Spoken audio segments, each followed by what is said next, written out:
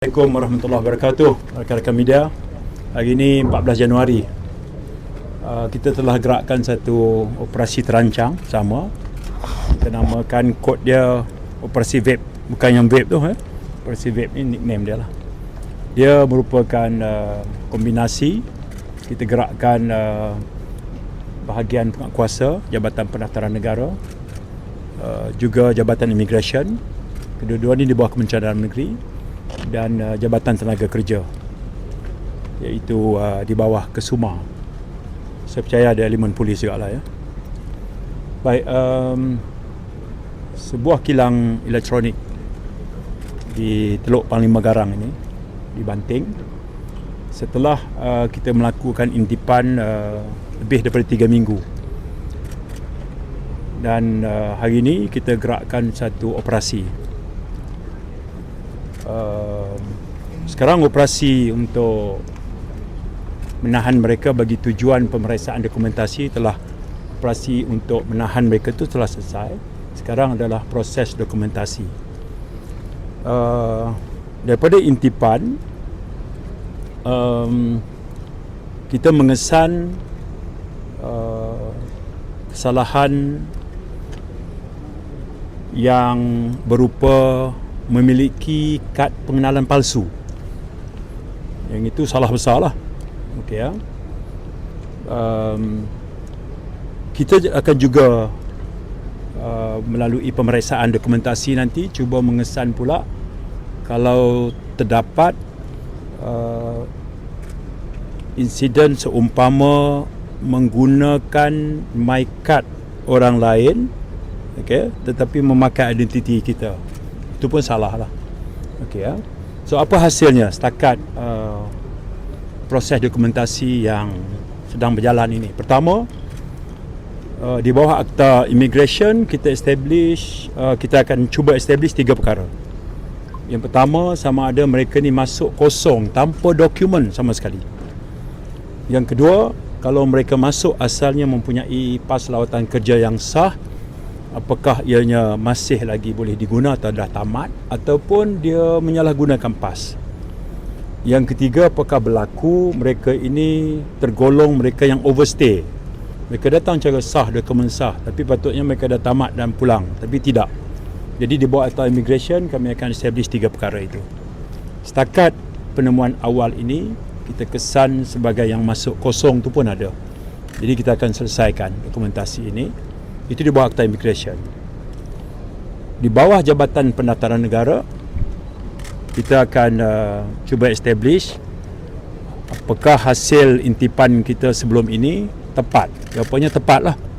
Ya, melalui siasatan awal mereka yang terlibat, saya sendiri pun bertanya dan tengok sendiri dokumen bahawa kita establish mereka memiliki my card palsu Malaysia. Ya.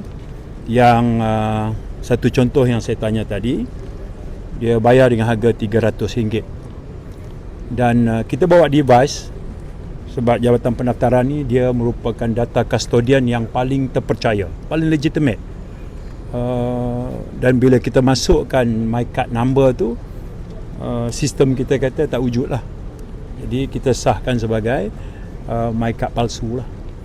Baik, yang ini kita kuasakan Peraturan Pendaftaran Negara 1990. Dan Jabatan Tenaga Kerja, mereka juga ada di sini. Mereka menguatkuasakan Akta Kerja 1955. Paling kurang ada 5 seksyen yang berkaitan, maknanya 5 bentuk kertas siasatan.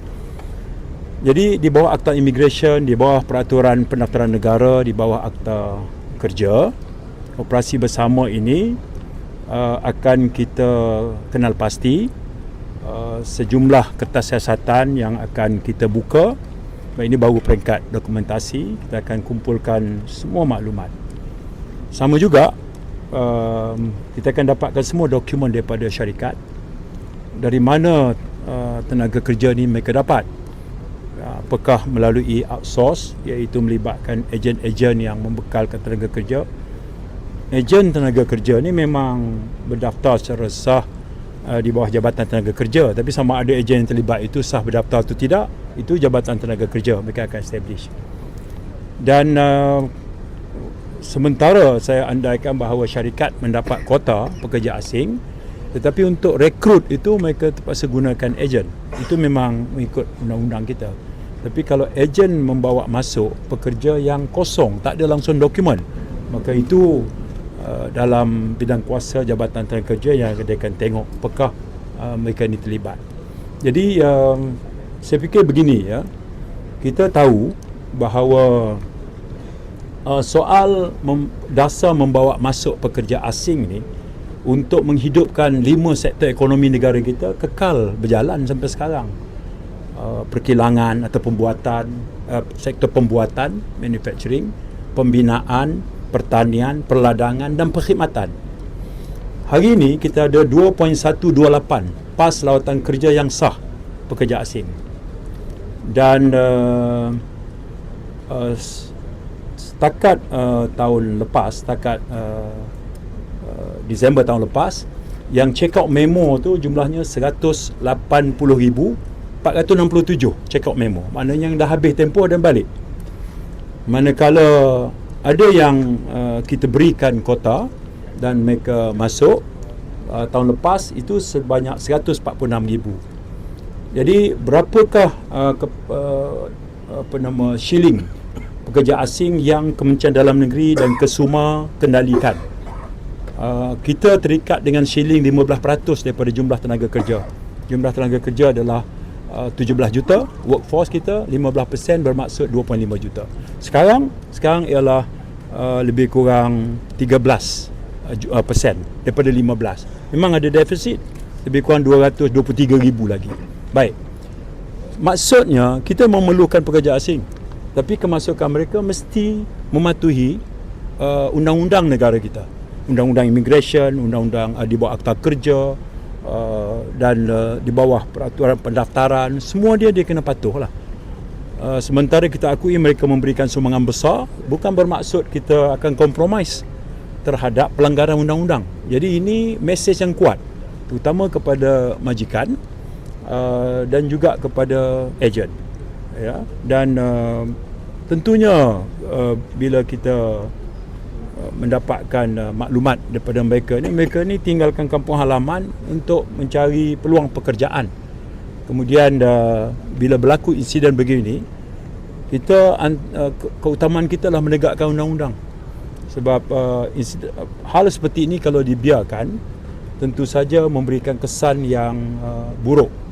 Pertama dari segi integriti undang-undang, kedua dari segi penguatkuasaan, ya, itu semua kita ambil kira.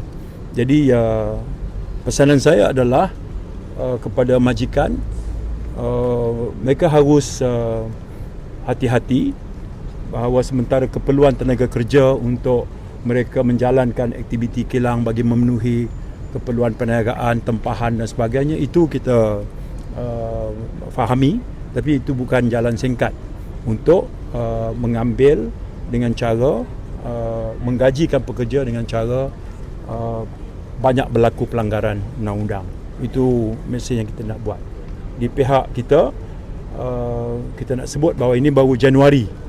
Jadi kita nak tegaskan bahawa operasi seperti ini akan kita jalan terus. Dan nanti pada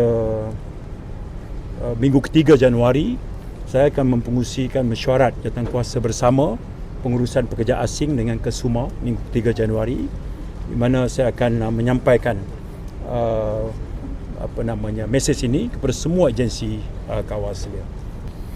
Yang pertama tentu kita akan buka kertas siasatan, itu dah tentulah kan. Kemudian di bawah kesalahan ini, dia akan melibatkan denda dan penjara. Penjara 3 tahun, denda 20,000 atau kedua-duanya sekali jika sabit. Jadi kalau ditanya what's next, kita akan buka IP, establish dulu penemuan kita. Setakat temu buah tadi, mereka semua mengesahkan mereka memiliki MyKad palsu. Kita semak tadi, sah palsu. Mereka pun akui mereka beli dengan harga RM300. Tengok semua, dia mesti ada satu ekosistem yang saling menyokong. Kesemuanya itu adalah hala tuju siasatan kita nanti.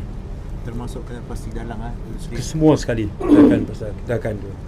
Okay. Adakah kilang-kilang macam ni adalah lokasi-lokasi spot untuk kerja asing menggunakan IC? Saya akan cuba tengok korelasinya sebab daripada 2.128 juta. Saya ingat tu sebab saya berbentang daripada Jemaah Menteri tadi. 2.128 juta. Tiga sektor yang paling tinggi demand ni adalah pembuatan, pergelangan, kemudian pembinaan dan perkhidmatan. Manakala peladangan dan pertanian itu adalah dua kategori yang lebih rendah. Jadi kalau demandnya begitu tinggi, tentu saja majikan mungkin berada dalam keadaan terdesak untuk memenuhi permintaan, maka dia buat tanpa due process, tanpa due diligence. Itu isu dia. Sri, what was the reason mereka memiliki dokumen palsu? Itu yang soalan tadi, ianya merupakan satu ekosistem yang saling melengkapi. Jadi kalau ditanya kan, what are the reason why they adopt to this style of recruitment, for example, kan, we have to look into it, you know.